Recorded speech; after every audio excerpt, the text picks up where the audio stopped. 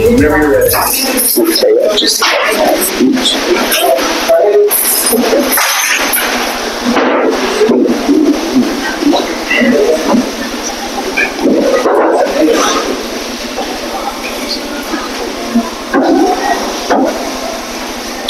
Good morning, and welcome to our October Menudo Club gathering. Buenos días y bienvenidos a nuestra Junta del Club de Menudo. We are so happy to see so many new faces and hope that you return over and over again to our club. We would like to begin today by acknowledging the staff, managers, and owner of this great establishment. They have treated us so well, and that is why we have made this place our home for the last year. Let's have a nice round of applause, first of all, for Nimpas.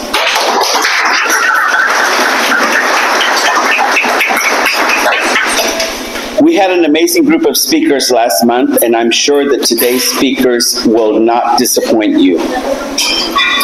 The month of October is going to be a very busy time for the Menudo Club, and we will be giving you many opportunities to show your support for different candidates, beginning with a fundraiser Thursday, the 10th of October at the Wyndham NRG Hotel for our own Caroline Kane, who is a candidate for Congress CD7.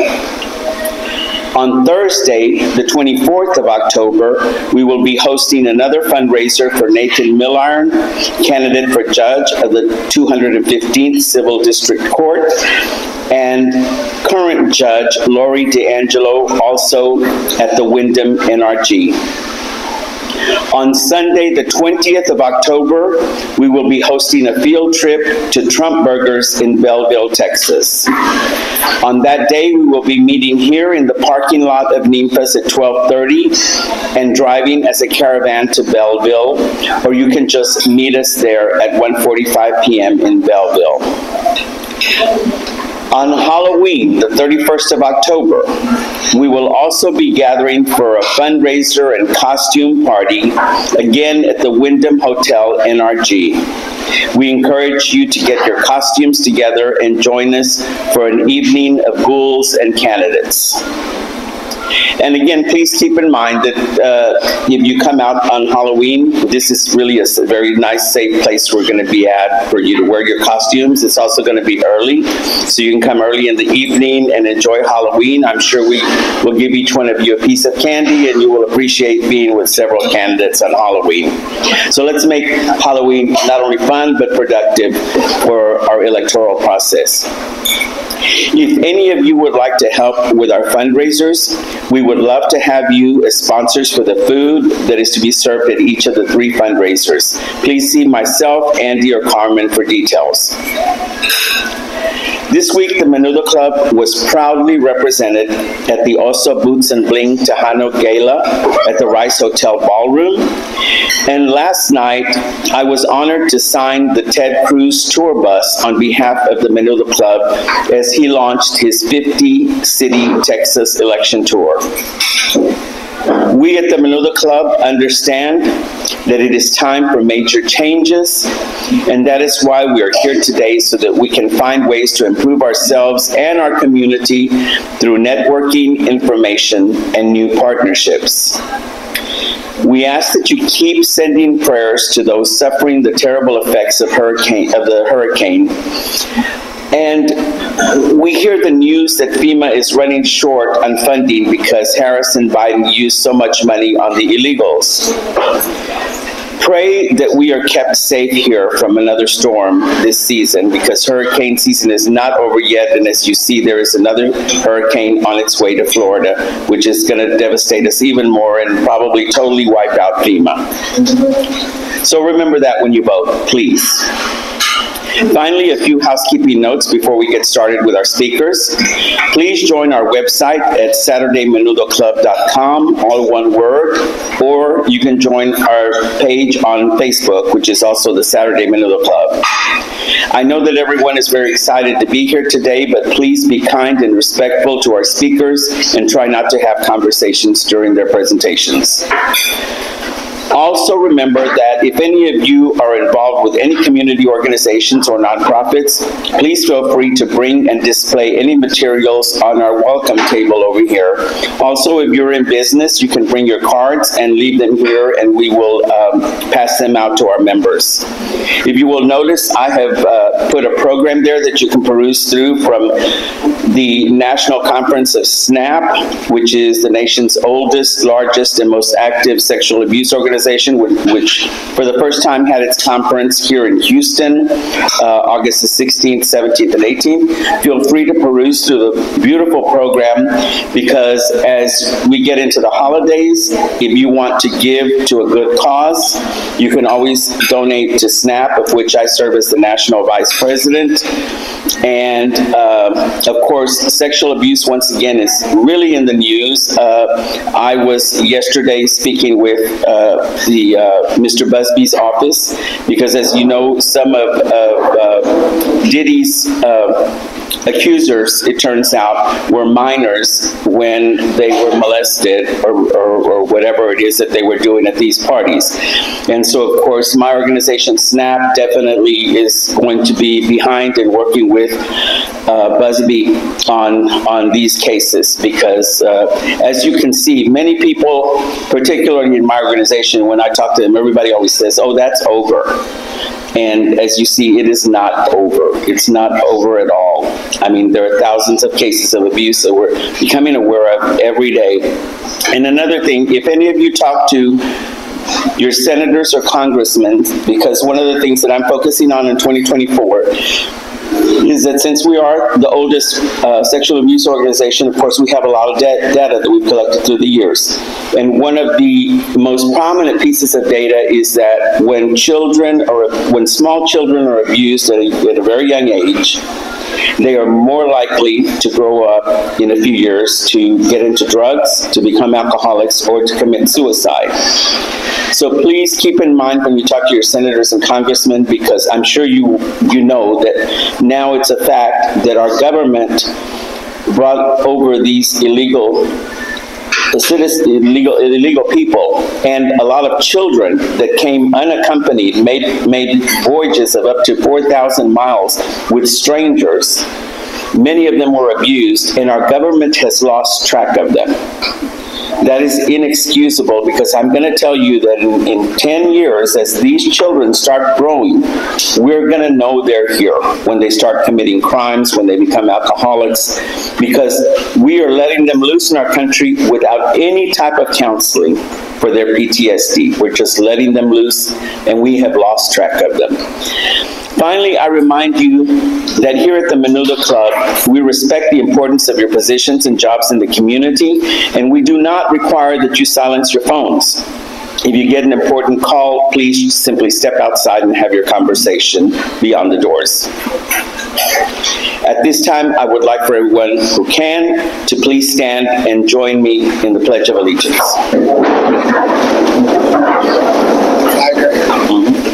I pledge allegiance to the flag of the United States of America and to the republic for which it stands, one nation, under God, indivisible, with liberty and justice for all.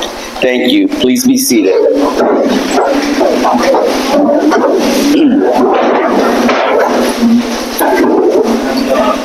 Our first speaker, who is definitely going to set us in a very excited mood for the upcoming elections, is with the Young Conservatives of Texas. And I shared the podium with him last week at a City Hall event, which was a Republican rally. It was the very first Republican rally at City Hall in many, many years. And I want you to know that I did call out several people at City Hall that day. And the very first person that I called out was our GOP chair, Cindy, because since it was the very first Republican rally at City Hall, I could not understand why the GOP was not there in full force. It was really sad, very sad. But I'm going to tell you, we're going to continue losing elections if we do not change the leadership. I even declared that day that if it doesn't get any better, then I may be running for GOP chair in 2 years, because I'm really, really tired of what is going on and the way our candidates and all of us are being ignored. This young man literally blew me away, along with everyone present, and I immediately knew that we had to have him join us here at the Menudo Club. His message is full of conservatism and patriotism, and his youthful enthusiasm will give all of you so much hope for the future. Let's welcome Mr. Patrick Prudhomme. Thank you, Patrick. Thank you, Eduardo, for having me here. I want to focus on something very important today. We are watching right now as the world is in chaos, and there's only one place they are looking for, right here in America. We are the world's first and only option. Today is very, very special because as I stand here today and as we are all sitting here, Donald Trump is returning to Butler, Pennsylvania, where the assassination attempt where he was shot on stage happened. He is returning there as a symbol of strength to show that we cannot give up. So the charge that I give to everyone on my college campus, as he said, I'm the chairman of Young Conservatives of Texas at Houston Christian University, is you cannot give up. You cannot be silent in your beliefs. You cannot get complacent. Some people ask me, well, how do you do it? What if the media comes against you? You lose friends because there's this idea going around that it's not okay to be conservative. Well, I got news for people. It's okay to be conservative. It's okay to have a common sense belief. Conservatism does not mean that we are holding on to relics of the past, but it simply means that we are united in a way that we can move forward, but with common sense. With truths that a man is a man and a woman is a woman. A man cannot play in women's sports. Immigration is okay as long as you are doing it the legal way. And we have to have fair, free, secure elections. What about that should be controversial? But we are up against something greater than us. The Bible says, for we wrestle not against flesh and blood, but against workers of iniquity. This is a spiritual battle that we are up against, and the other side prowls day in and day at night to make sure that we are silenced, to try to shut us down. So we cannot just rely on wonderful candidates like Alan Garza to do the work. We as the American people who still hold on to true foundations, true values, we must stand up and say we're not going to take it anymore.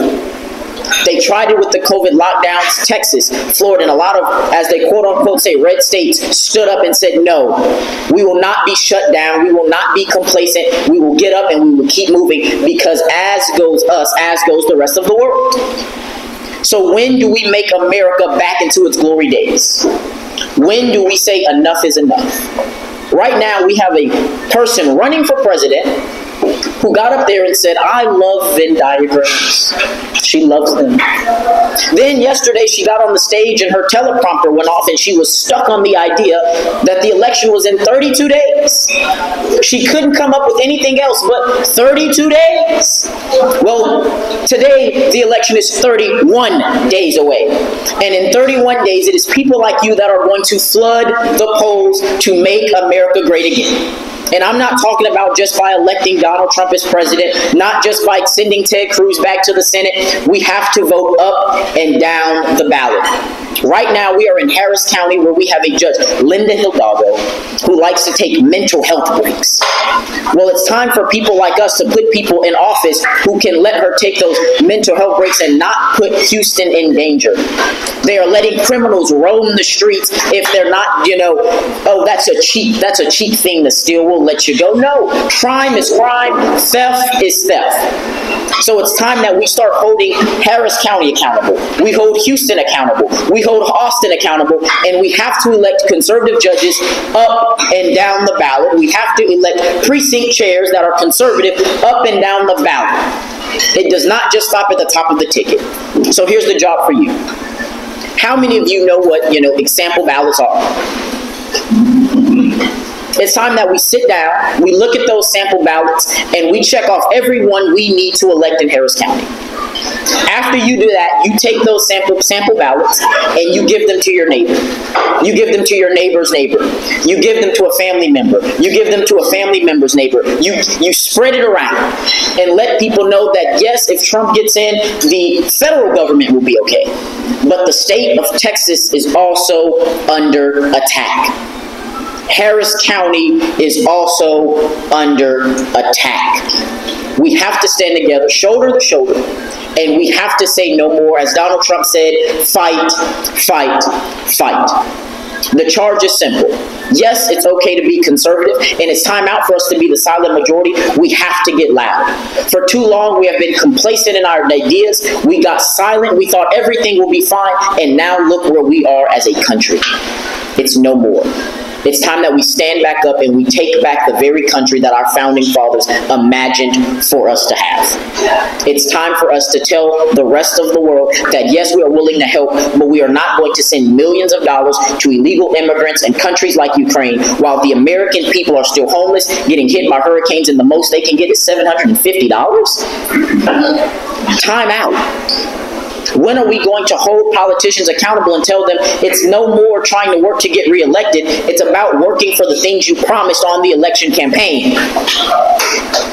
So that's what the job is. That's what the mission is. It's time that we start holding politicians accountable. And it's time that we show them that we are not silent anymore. We see what's happening. We see what's going on. So we can only do that together. So the charge is get people involved. It's okay to have that Trump yard sign in your home. It's okay to walk out in the MAGA hat. It's time out for living in fear. It's time that we become loud. It's time that we become proud in the foundational values that we grew up on. Because if we don't do it now, then when? If not us, then who? And if not right here, then where? Thank you very much.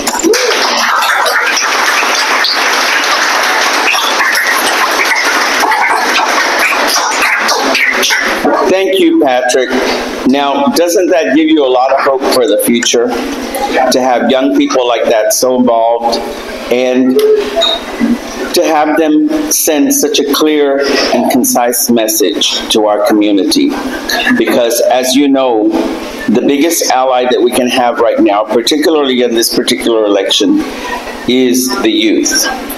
If the youth are willing to make that type of pronunciation, then it gives us hope that we may be in pretty good shape, I think. And I just want to also tell you that our motto here, which you're going to have to learn, is, what is it, everybody? Ya no más. Ya no más.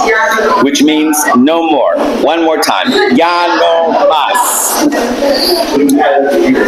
Yeah. Okay. Let's see. Now, our next speaker was appointed to the 497th District Court by Governor Greg Abbott on November the 7th, 2023. Her experience as a prosecutor, a defense attorney, and as a criminal district court judge make her the only choice to continue serving Harris County as judge for the 487th District Court. Let us welcome to the Menudo Club, Judge Lori D'Angelo.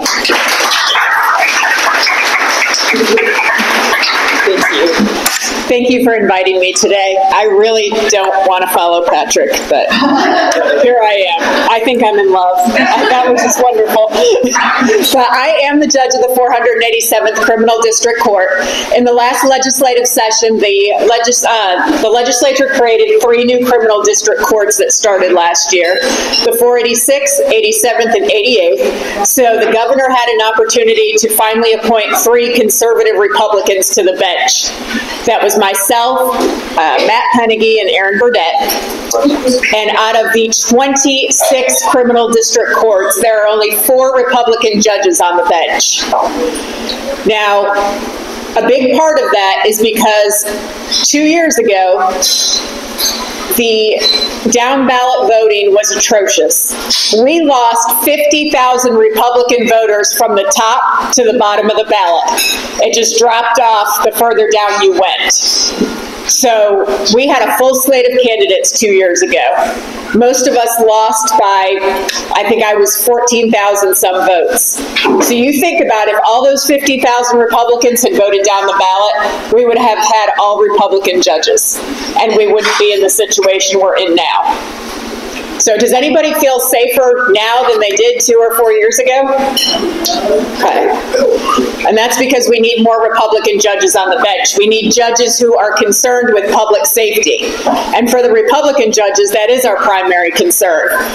You know, the Republican judges are experienced. I, for one, was a prosecutor for more than 20 years, and I actually worked as a prosecutor with the 2 other Republican judges, and I spent nearly 5 years as a criminal defense attorney before I took the bench last year.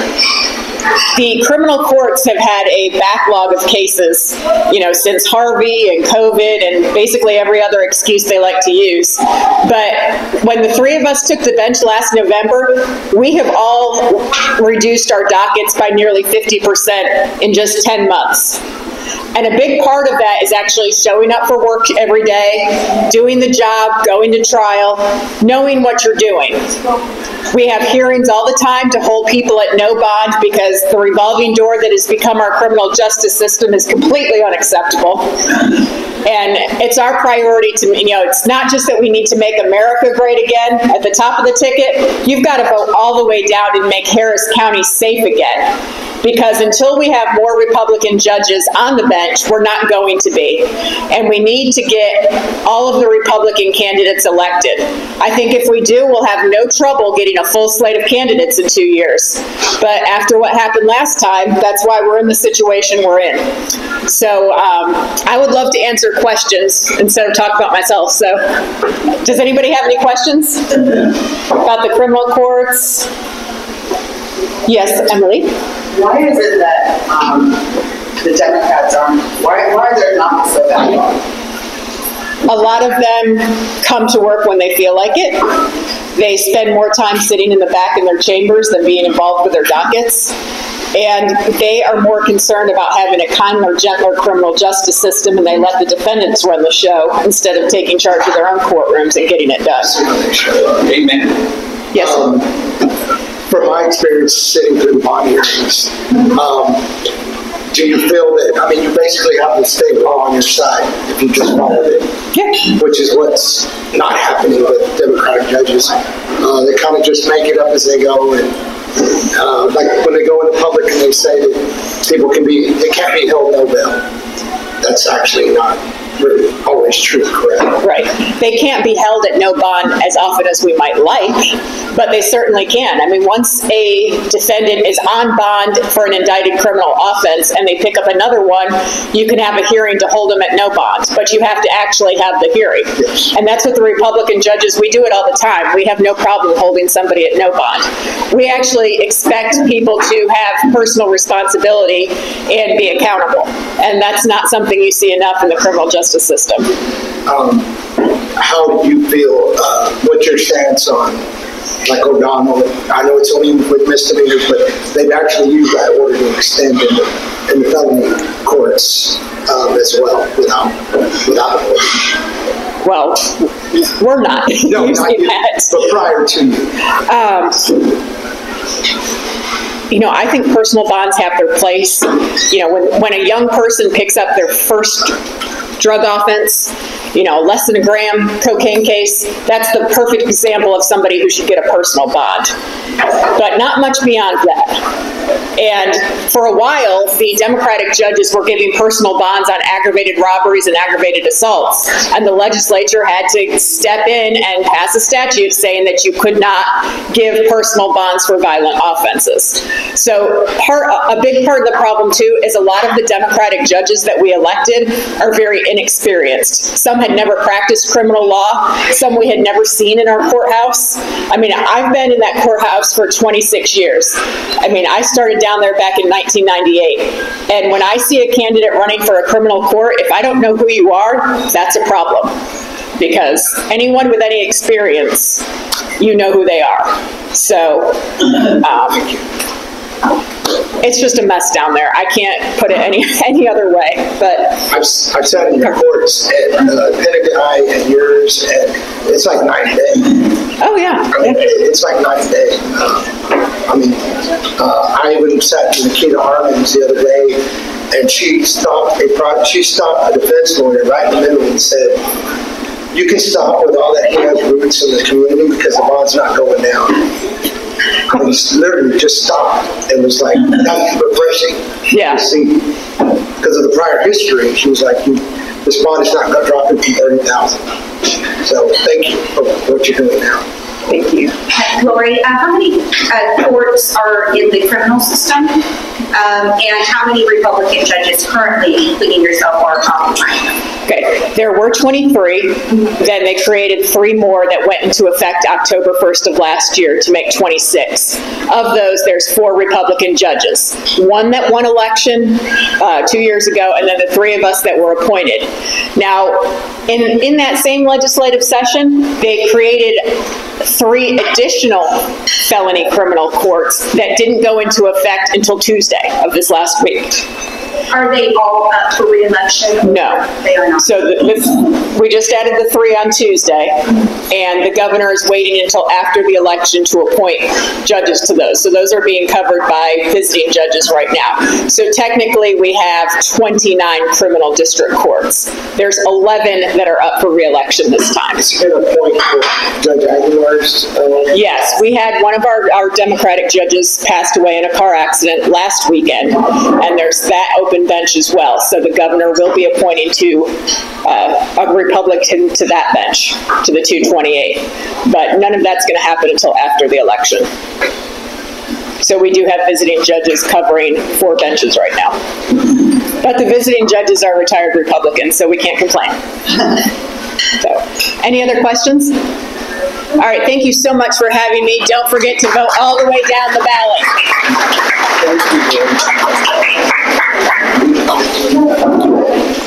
Isn't it a shame, those of you who are, say, older than 20, like me, isn't it a shame that we grew up in a world, or at least I did, where a judge was a judge, and you held the highest respect for that judge? If you had to go to court, or even if you were visiting to watch something, we all were brought up to have such respect for those people. And the last thing that we would ask, at least I did when I was growing up with my parents, the last thing we would ask is that a Democrat, or is that person, do they lean Democrat or Republican? It just didn't matter, because they knew what they were doing, and they were the ones who held lives of people that had committed crimes in their hands. And all of us used to say, okay, those judges are taking care of us. They're protecting us. And it is a shame to see what we have gotten to now. And that has to change. And we at the Menudo Club say, ya no mas. To present someone who is new to the Menudo Club, but she is a candidate for the 177th District Court, Miss Emily Munoz de Toda.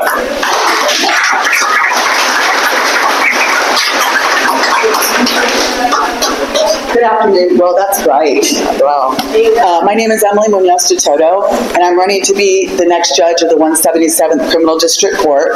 One of the main reasons I'm running is, like Judge D'Angelo said, our county has become a catch and release system. It's become a revolving door, and it's become a Baltimore, it's become a California, it's become a Chicago. And I, for one, as a mother of 2 children, a mother of 2 fur babies, a homeowner, a small business owner, am terrified of what the next 4 to 6 years will look like if we don't vote all the way down the ballot and elect conservative Republican judges who follow the law as written, not the laws they want it to be, who follow the Texas Constitution as written and not that how they interpret it, who follow the Texas Constitution as it's written and not how they want to interpret it, and they do not legislate from the bench, nor do they make rulings based upon their social agenda. Am I right? Yes. Okay, so before I go further let me tell you a little bit about myself. I'm a 4th generation Texan. My dad was born in Donna, Texas, in the Rio Grande Valley. My mother was born in La Mesa, Texas. I grew up Catholic, and as such, when we worked every Saturday, I have PTSD. I should be doing chores, listening to salsa music or cumbias. But anyway, they taught us the value of faith, family, hard work, and the value of a good education. My parents were migrant workers, so I was born in McAllen, Texas, but at the age of 0, we moved up to Michigan because my parents had picked crops there before. They picked grapes there. They picked strawberries in Oregon, but after I was born, they knew that's where the jobs were, so that's where we lived. I went to Michigan State University. I got a degree in political science. I then attended St. Mary's University.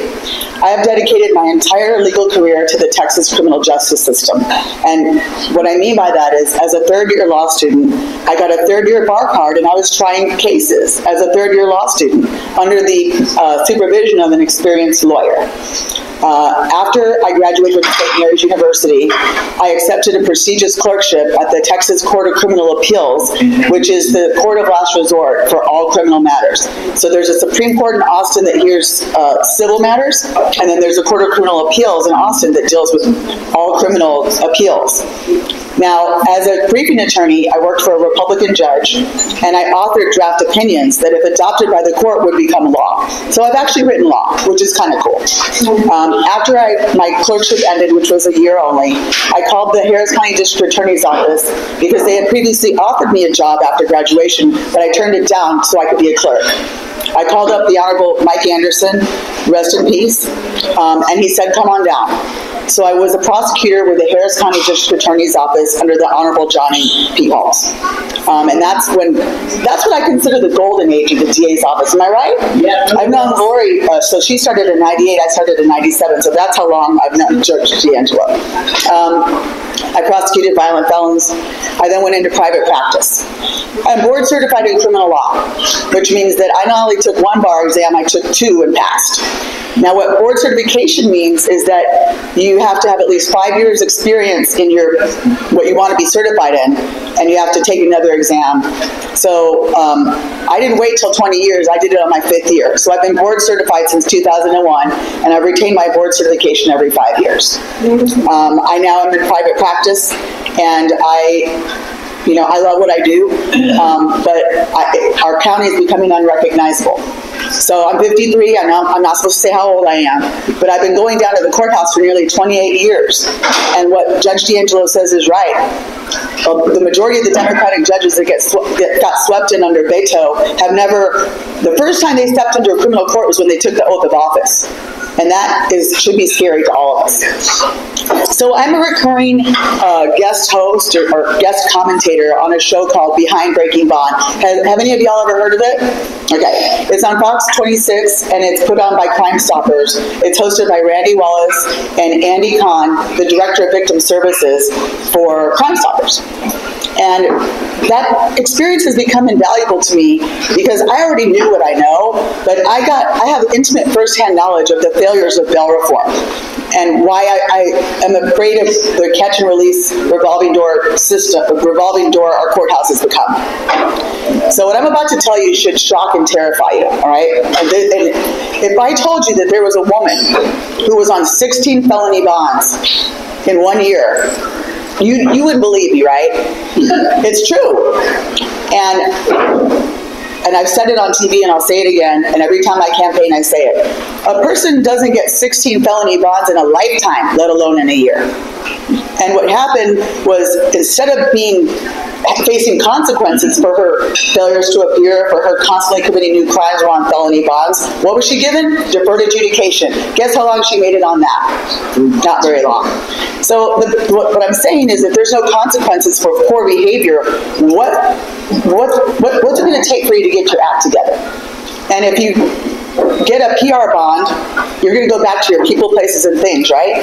And what are you going to do? You're going to reoffend. So I'll tell you another sad story, and that is there was an individual who was, this is going to really blow your mind, who was on parole. He got released from 2 years in prison. He was on parole.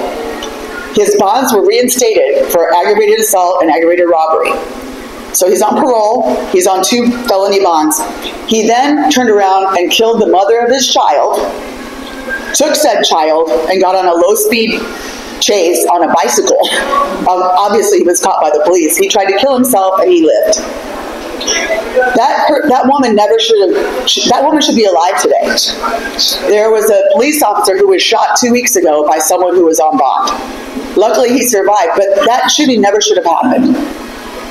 So the reason I'm running is, I care so much about our county that I'm willing to give up a lucrative law practice and serve, because if I can't complain about it if I don't do something about it. I'm going to give you some more statistics, and you guys can look this up. A woman was practicing dentistry without a license. She was on probation. Someone was a fugitive, but when they were awaiting a trial for murder, they cut off their ankle monitor. So what we talked about earlier is actually happening. There's a law that went into effect that you cannot get a PR bond for violent offenses, right? That makes sense, doesn't it? But how these Democratic judges are getting around it is they're giving dollar bonds. Dollar bonds. They're thumbing their, whatever that cliche is, their nose at the system. But why? Don't they live here too? Don't they have families? Don't they have homes? Don't they, it defies logic. So the reason I'm running is because I'm sick and tired of what our county is becoming. I have the experience by far against my opponent. In fact, I've taught trial skills all over the country. And he was actually one of my former students, so I can vouch firsthand for his abilities, or lack thereof. So once again, my name's Emily Munoz-Soto, and I'm running for judge of the 177th, and I would really appreciate your vote. Thank you.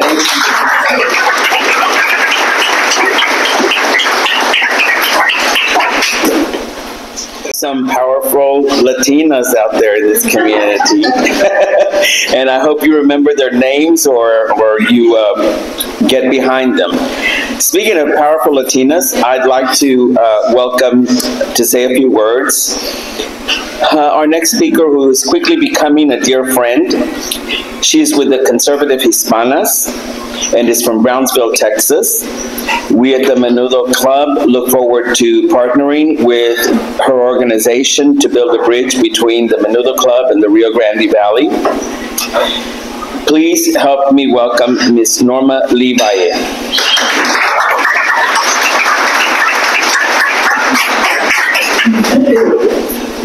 Thank you so much. It's great to see. I saw a lot of you last week at the City Hall event. It was nice. And I am with the Conservative Hispanas in Action PAC, and that is a PAC that's started by Judge Eva Guzman, which a lot of you are very familiar with. After she ran for office, she wanted to start a PAC, and 6 of us are the founding members of this PAC, so we're very new. But with that, our goal is, our strategy is to go out out and help women, especially in the Latino community, help with their fundraising, with their endorsements, and so forth and so on. I myself live in Brownsville, Texas, and I am working up here in Houston, and I've been going back and forth, and I recently did run for office for Port Commissioner down in the Rio Grande Valley, which is quite a challenge considering it being, the stronghold that we have down in Brownsville especially. Hidalgo's come a long way, but in Brownsville we still have a long way to go. So I look forward to connecting with all of you. Please go online. We're starting to put our social presence out, and I'd love to meet with all of you and talk about, possibilities of collaborations. So thank you so much for the opportunity, and great to meet you all.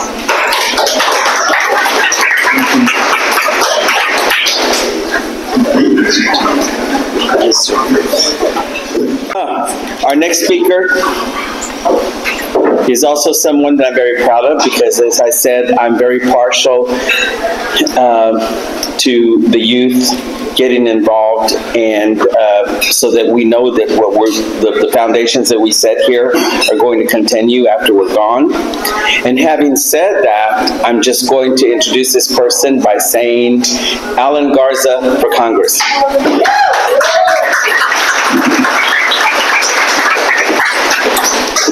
Thank you. Well, as he said, my name's Alan Garza, and I'm running for Congress in Congressional District 29, which is large portions of the east side of Houston, some parts of the northwest side. And I'll start by, I see a lot of familiar faces, but I'll start by telling a little bit about myself for those who don't know a lot about me. I actually grew up 5 minutes from here off of Monroe Road, right by the airport. And I, for a while, went to Chavez High School, where they had, at one point, I don't know if they still have it, but at one point they had a 50% dropout rate. During high school, well, in middle school, my dad passed away when I was 13, so it was just me, my sister, and my mom. And what got me through was my faith in God. Anything good I've ever done is because of Him. To the principles that my mom and my dad had instilled in me, even though my dad's gone, those principles are what guide me today and what drive me. And then number 3 is the opportunity that this great country has given me. Since then, I've was able to go to University of Houston, where I graduated with a degree in political science and electrical engineering. So I worked as an electrical engineer at some big tech companies in DC and San Francisco. And I was going to law school while I was in DC, so I went to Georgetown Law School, and I work in data privacy, where I essentially figure out how the Constitution applies to digital freedoms, free speech online, digital search and seizure. So that's what I'm doing now. But during my time in law school, I saw that our politicians today, not only were they not working for us, there was something different going on. And it took me a while to really figure out what that was. And America is if you look at the history of America, time and time again, we see debates, national debates going on issues, and they're fierce, and sometimes it gets messy.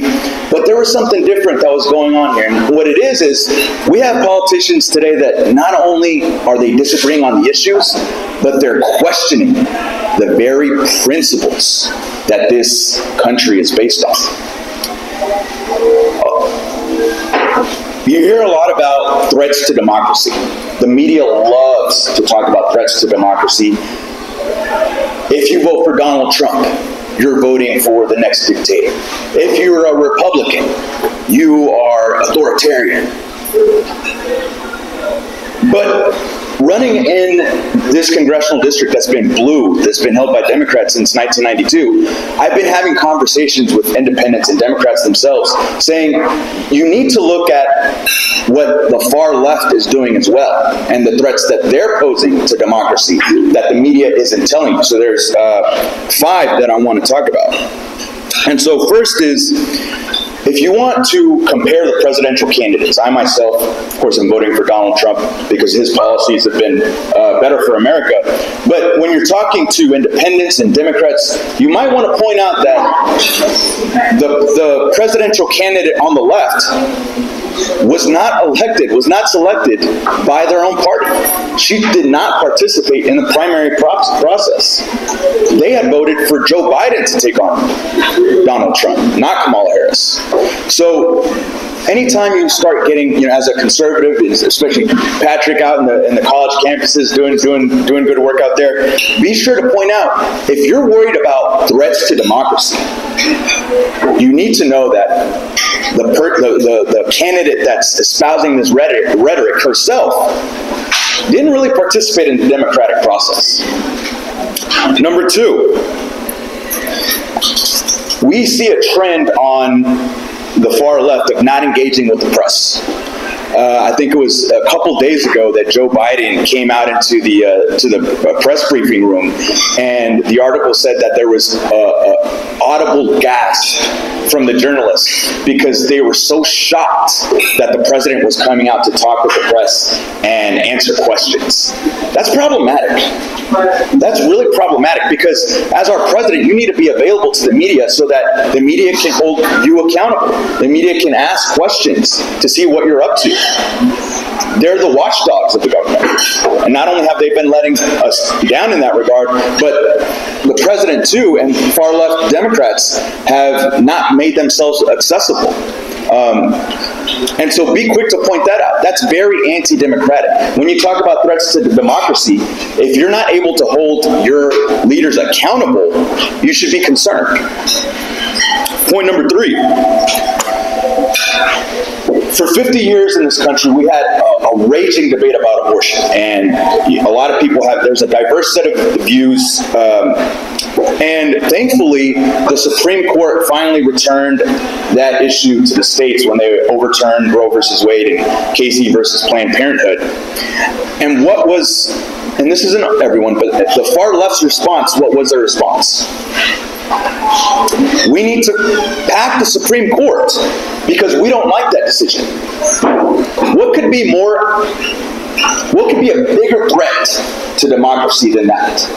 The Supreme Court returned the issue to us, the people, the states, so that we can talk to our neighbors, talk with our family, debate the issues, and vote on it.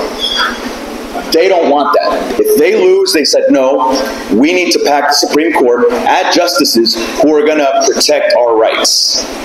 That's very anti-democratic. So when these are all talking points that when you're talking with your independent neighbors, your democratic neighbors that are concerned about threats to democracy, point them to this. Point number 4, and this is a really frustrating point for me, because my opponent in this race has refused to debate. I tried to engage with her privately, with her team in private to, in good faith, set up a time and place for a debate. I was ignored, so therefore I had to go public with my requests and my invitations. I went to her district office in D.C., I went to her the district office here, and I was ignored. What could be more undemocratic than having a sitting congresswoman refuse to debate and defend her position and record before the voters? This coming from a person who points to Donald Trump as the grave and sole threat to democracy. Pay attention. They might not use... They might be careful with their rhetoric. They try to sound really sophisticated, but pay attention to what they're doing. Because Democrats on the far left, while they're pointing to Donald Trump, are also participating in activity that is really a threat to democracy. The last one, and something that is also close to me because the area that I work in.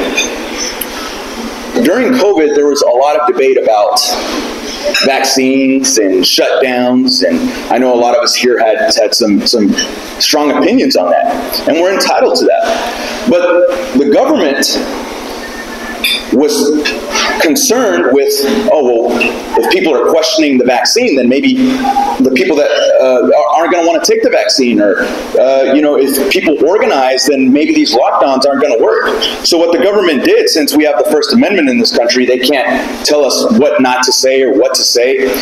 They coerced big tech companies into censoring speech online. If you were criticizing the government's lockdown, if you were criticizing the vaccine mandates, they were coercing those companies to take those down. And I don't know what else could be more anti-democratic than that, than not letting people criticize their own government.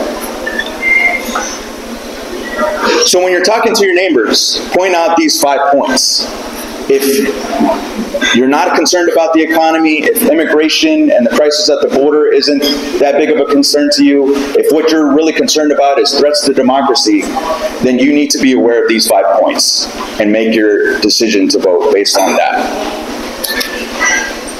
So I know that's a little different. I wanted to change it up because, part of running in a really blue district is having to engage with the other side.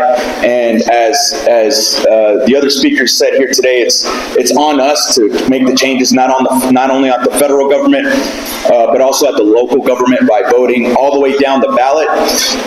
And the only thing I'm adding to that, and the reason I talked about those points, is it's also on us to go out and have these discussions with our neighbors, with our friends, even those that aren't Republican. Because I'll tell you, I've been out there door knocking with Democrats, and I have Democrats that actually donated to the campaign because they're so tired of the current state of politics that, maybe they're not going to turn Republican overnight, but we're having a conversation and we're finding common ground. And they're actually supporting my campaign. So it's important that we continue to mobilize our base and support our Republican candidates, but also let's ensure that we're expanding our base and talking to those folks that we may not always agree with. So with that, thank you so much. It's great to be here at the Menudo Club again, and thank you for your support.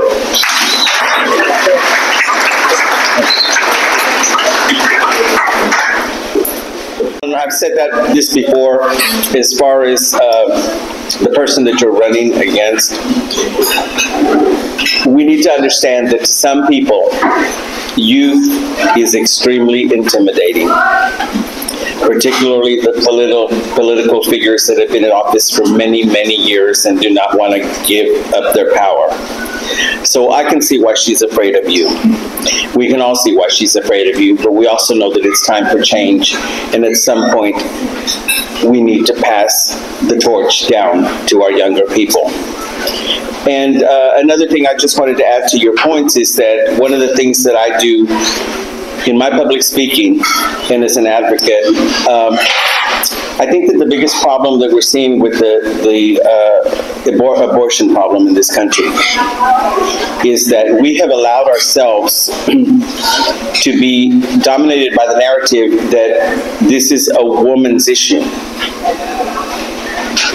And abortion is not a woman's issue because it takes two people to make a baby, a man and a woman. Women do not have any exclusivity on abortion. It's just that we've allowed that to happen, and we've allowed that to be the narrative. I am in total agreement that women should be responsible for their bodies, just like men. That's why what I tell people is that when I get told that a woman should be responsible for her own body, I say yes. She should be responsible enough to not have unprotected sex to begin with. But again, that goes both ways. The man and the woman need to have that responsibility of not having unprotected sex. But again, like I said, we've allowed the narrative and we've allowed this to be an issue just for women. And we have to start changing that because, again, it takes two to make a baby. At this time, I would like to welcome one of our 2023 Menudo Club Hispanic Heroes Award winners, which our hero awards are coming up in January of next year. Mr. Mario Garza, who is the president of the Harris County Bail Bonds Association, who has some exciting news to share with the Menudo Club. So, thank you guys. We've heard everything about courts and politics, and I am a bail bondsman. I was a former Democrat. Things happened. I was a bondsman, minding my own business, making money. You know, I was happy. I wasn't happy people went to jail, but that's what I did. I was part of the system. I'm a cog in that wheel, right? So as bail reform took over, and I saw what was happening and the lies that were being told, how the law was being twisted. Mind you, I was a paralegal before I was a bondsman, but you know, I'm a public school kid, right? I can read and comprehend, and I read the opinions, and I said, wait a minute. So the narrative that was being twisted about, like the Circuit Court, the Fifth Circuit Court of Appeals, Democrats ran right out and told the public that, you know, bail was ruled unconstitutional. Well, that's not true. That's not what it really said. It just said that a defendant had the right to have a hearing at 48 hours and have a judge set bail. The judge still had that discretion to say, hey, we're going to look at your criminal history, we're going to look at what you've done, and we're going to weigh the fact that you're poor and maybe you can't afford a bail. But it wasn't supposed to be the deciding factor about indigency. So as I got into this, I started dealing with victims. I started going to parents of murdered children. I started looking at domestic violence, people getting out for $100. And then violating the protective order, which is supposed to protect a woman, right? I mean, you know, usually, right, in theory, but there was no teeth in it. They would violate it, and then they were given another bond, until finally somebody was murdered.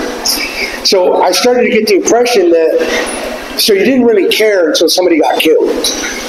Everything else just kind of worked its way, and we'll keep giving them the second and third chances. So when you hear a politician talk like that, you're basically saying, so I'm going to keep giving you these chances till you kill somebody, or you maim them, or whatever. That's the impression I got. So anyway, as I dealt with victims, you get to a point, the only interesting thing about public safety is that it's a nonpartisan issue. Whether you're Democrat or Republican, you should want everybody to be safe.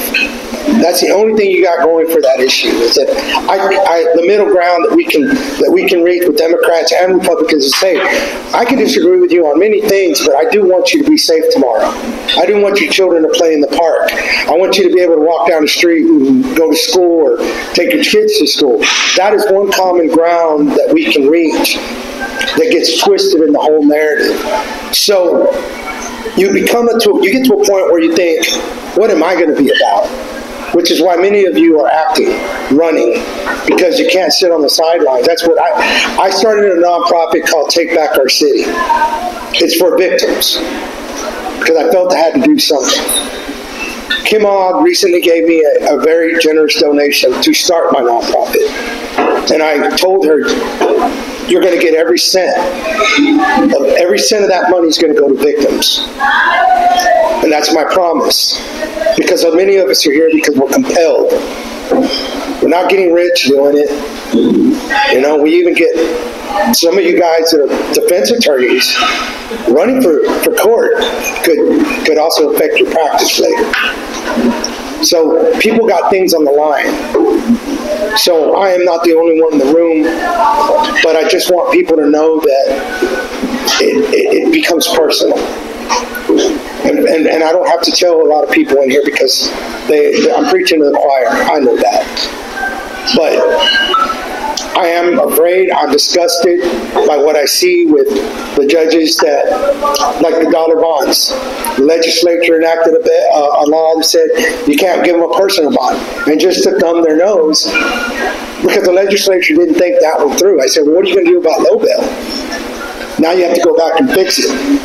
It would have been good if they would have gotten our advice. Bondsmen are not bad people.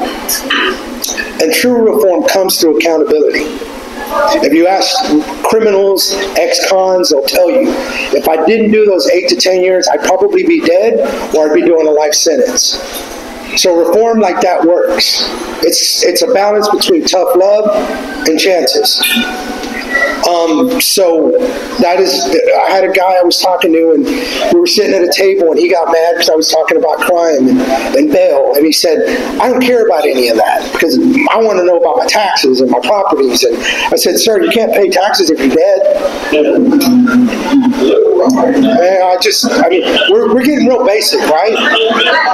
You know, so I just want you guys to know that many of us here need your help, whether it's the vote, but we're true believers. You even have to give up your old ideas, like being a Democrat and going, hey, wait a minute. That was a fork in the road for me, was criminal justice and bail reform. And I'm like, you guys are crazy. I didn't act. I knew a lot about politics. I understood it in a way, but I never just jumped in. So I commend the people in this room that are doing the lifting, the work. But victims are the unforgotten, and they're not being represented. You can learn about a politician in 5 minutes if you ask them where they stand on bail reform and criminal justice reform. If you ask them that and they start this whole thing about second chances and poor people, you already know, do not vote for them. That's how you know in 5 minutes. It's real quick. It becomes a moral fork, a moral compromise that you make. And there is a balance between public safety and accountability. It's delicate. I didn't know that until I got involved. I didn't know how delicate it was. We were safe here 8 to 10 years ago. Now we're like number 3 for murder in the U.S. So with that, my nonprofit is Take Back Our City. I will eventually get things out. I plan to try to launch it. But it's from my heart, like I believe many people in this room who just want to be safe again. Live in a city that's dignified. So I'll end with that. Thank you.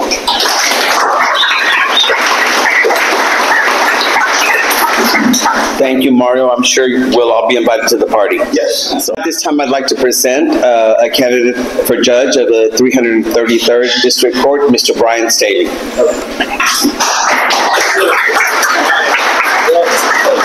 I'm dressed pretty casual. We were over on the west side of town, right, block walking, so I dressed a little more comfortable for that. My name is Brian Staley. I'm running for judge of the 333rd District Court. I've spoken to this group before, so I'll spare you a big, long speech, but I'll tell you that the civil courts aren't in any better shape than the criminal courts. We need your help. We need your support, and I appreciate if you vote for all the Republican judges on the ballot in November. Thank you.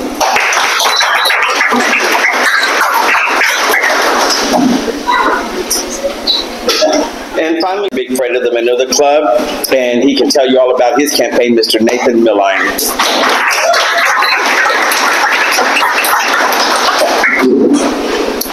I appreciate it. I have spoken at this group before, so I likewise will keep it brief. I'm Nathan Milliron. I'm running for the 215th District Court, one of your civil districts. I want to say 2 things, because I get asked at virtually every meeting I go to. Nathan, I like you, but I don't live in the 215th District. I can't vote for you. There is no 215th District. If you are a resident of Harris County, Texas, you can vote for all of the county courts and all of the district courts across Harris County. So if a judicial race is on your ballot, please vote in that judicial race. The Republican candidate will always be the top candidate as long as the governor is Republican. Let me tell you a little bit about my opponent. There are 24 civil district courts in Harris County. Of those 24 civil district courts, the average judge has about 3,000 active cases at any one time. My opponent has between 3,700 and 3,900 active cases at any one time. What does that mean? That means that people in her court aren't getting a timely day in justice. That means that the wheels of justice aren't moving forward. And I say this almost everywhere I go. We're all smart in this room. you all know that the judicial races are never going to be as sexy as the presidential race, as the Senate race, probably as some of the congressional district races. But the reality is the judges impact you more in your daily life than any of those politicians ever will. Because if you have a car accident, if you have a breach of contract dispute with your neighbor, with a business partner, and if you need your day in court, you don't want to wait 5 years for that day in court. You don't have the time and you don't have the money. So vote for every judge on the ballot. Vote for all of us. I've met all of them on the campaign trail. We're good people, and I promise you on our worst day, we're going to do better than any one of them that's down there right now. So I'm Nathan Milliron. I'm running for the 215th District Court, and I would appreciate your vote. Thank you for your time.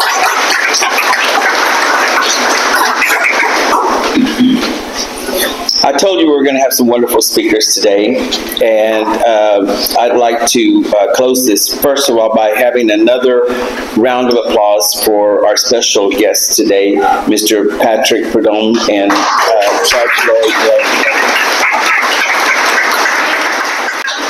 Did you get Brian here? Yes. Okay. Weren't you here? No, I stepped out. Carmen.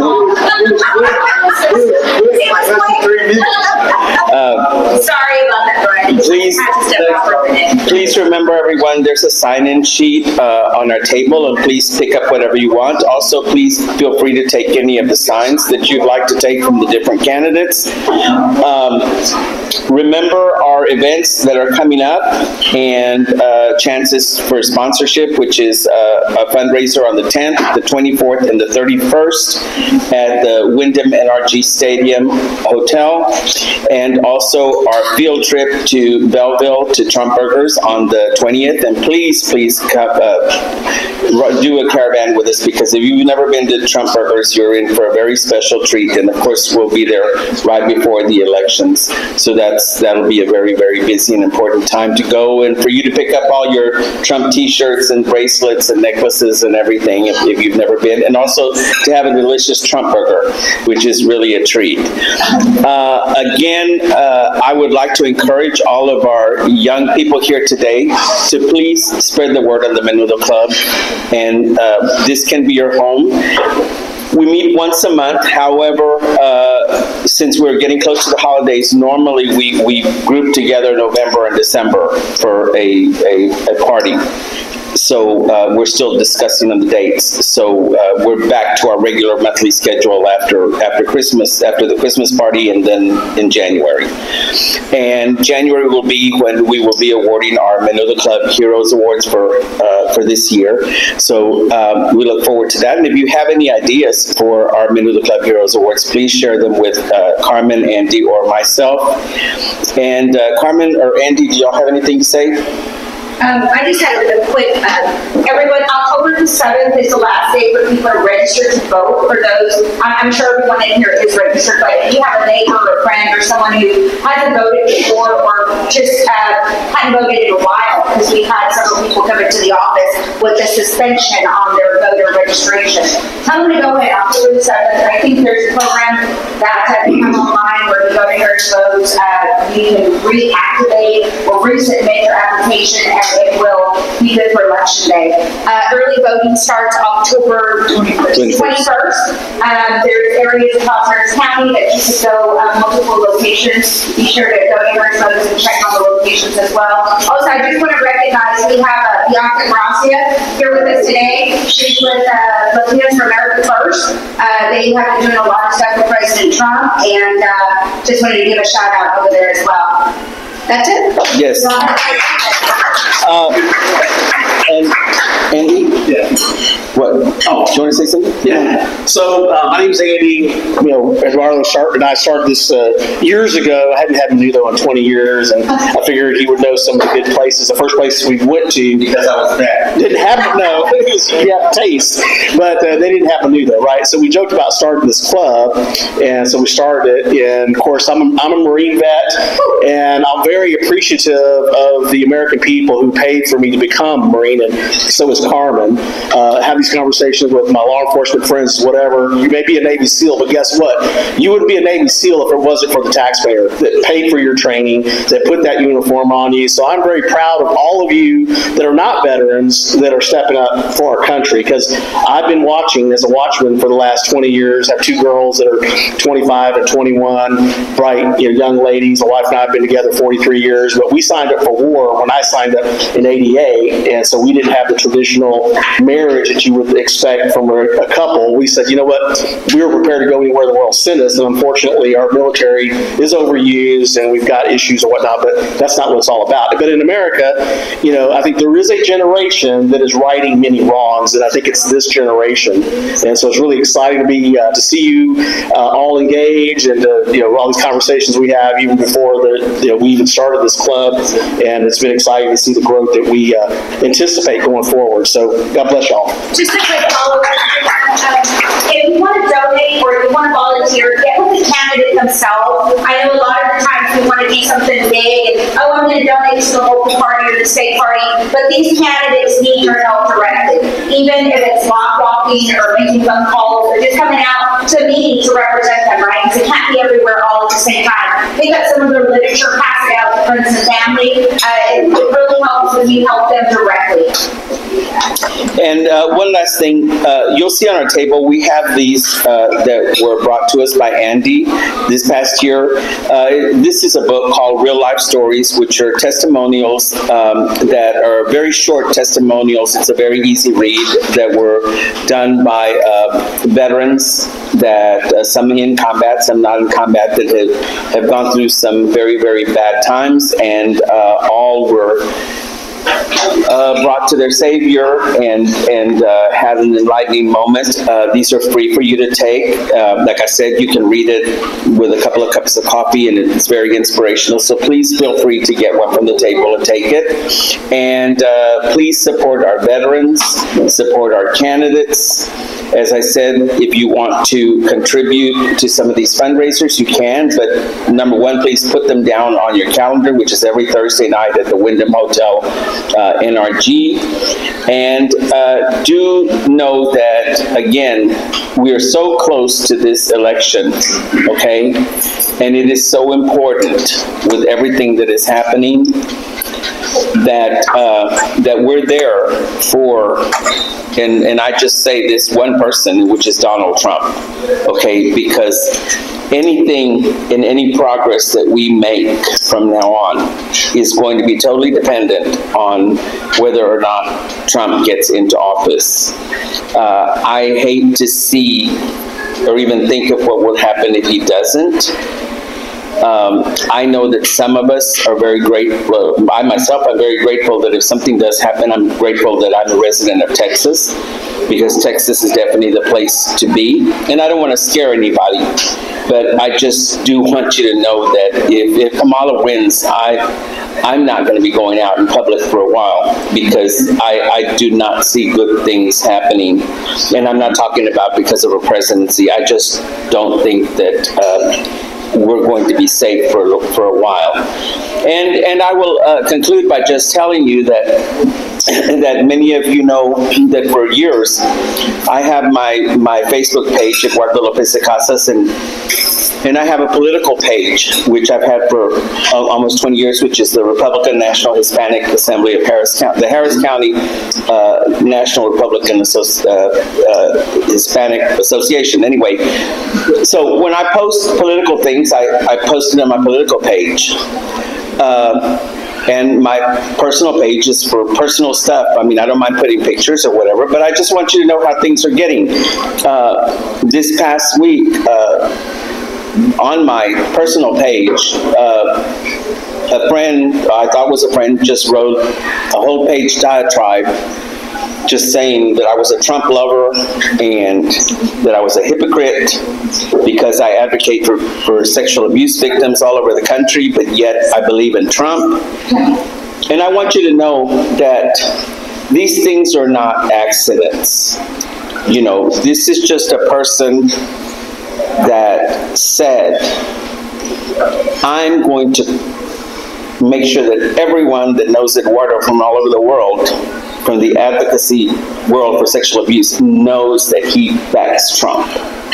And that's what we're coming to. You never know when you're going to be attacked. But I want you to know that it's not only Trump that gets attacked, it's also advocates like myself. You know, and you might say, what does my advocacy for sexual abuse have to do with Donald Trump or with me being a Republican or a Democrat? It absolutely has nothing to do with anything. These are just angry people that are like, we're going to expose these advocates or these political leaders. And again, it's very tragic. It's extremely tragic because you never know where those attacks are going to come from. They can be from someone you've known for 50 years, 30 years, whatever. And usually when those attacks come, it's from the last place you expect it to come from. But I'm telling you, because we all need to guard ourselves for that and protect ourselves from that, and always plan. If somebody does expose you or come after you, what are you going to then say? You know, maybe you'll say nothing. But I just want you to know that I am very proud of all of you here, because all of us are taking a risk by just being around. Just being around a Trump sign, being around, you know, Republican candidates. But, you know, that is what we're here for, is to know that we are supporting you at the Menudo Club, and we need to get this message across. So, everybody, thank you so much, and we hope to see you on the 10th, the 24th, the 20th, and the 31st, okay? Gracias. 1, 2, 3. ¡Ya no más!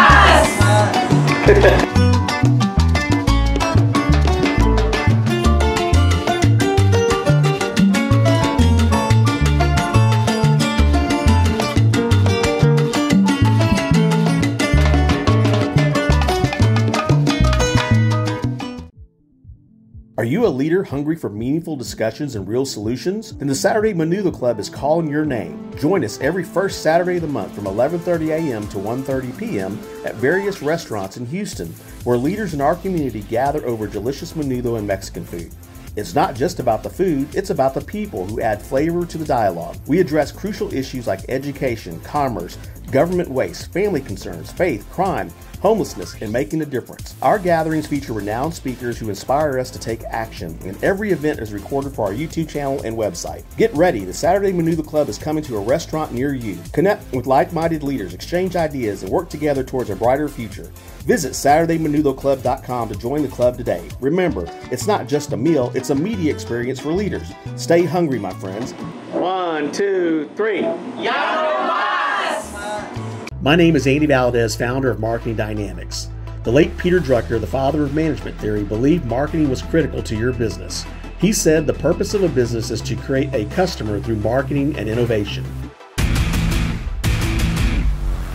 Strategic marketing equals immediate success. We offer you speed to market without the speeding tickets. Work smarter, harder, faster. Marketing Dynamics, because the market never stays the same. Please visit teammarketingdynamics.com.